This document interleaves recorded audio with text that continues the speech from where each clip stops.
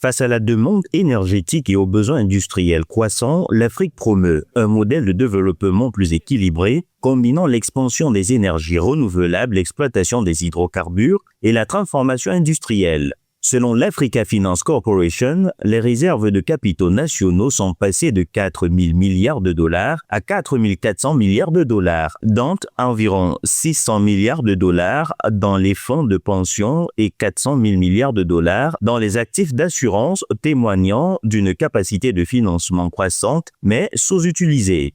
L'institution estime également à plus de 9 000 milliards de dollars les ressources minérales non exploitées, dont une grande partie est encore exportée à l'état brut, limitant ainsi la valorisation locale et la création d'emplois. L'Afrique que nous construisons est un choix que nous faisons. Nous avons les ressources, nous avons les talents, nous disposons de capitaux en pleine croissance. Il nous faut simplement veiller à ce que ces capitaux contribuent à la construction d'infrastructures et au développement d'une industrie créative d'emploi pour la jeunesse africaine, dont la population est en constante augmentation.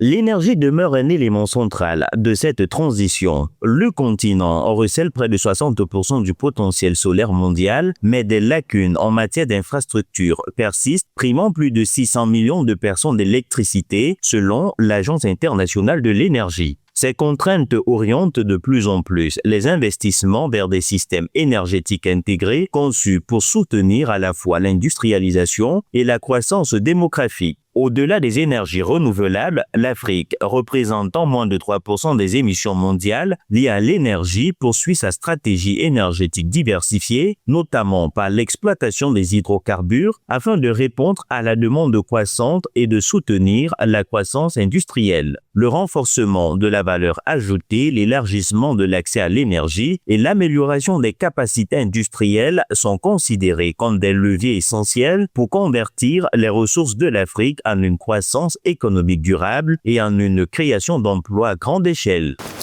Notre continent regorge de minéraux. Plus de 30 000 milliards de dollars de ressources minérales sont encore dans le sol, dont environ 9 000 milliards de dollars ne sont même pas encore exploités. Nous devons envisager leur développement différemment. Nous ne pouvons pas nous contenter d'exploiter des matières premières. Nous devons nous concentrer sur la manière de capter et de conserver la valeur ajoutée et de garantir ainsi la création d'emplois. Nous ne sommes plus en train d'exporter des emplois et d'importer l'inflation. Nous ne devons pas laisser passer l'opportunité de transformer nos vastes ressources en emplois. À noter que sous l'impulsion de l'Africa Finance Corporation, d'importants projets voient le jour sur tout le continent, axés sur les infrastructures à long terme, les investissements industriels et l'accès à l'énergie. L'un des symboles les plus éloquents de cette dynamique est le rachat de Lekela Power par Infinity Power, désormais la plus grande entreprise d'énergie renouvelable d'Afrique, entièrement dédiée à l'énergie propre et ayant permis à plus d'1 million de foyers d'accéder à l'électricité.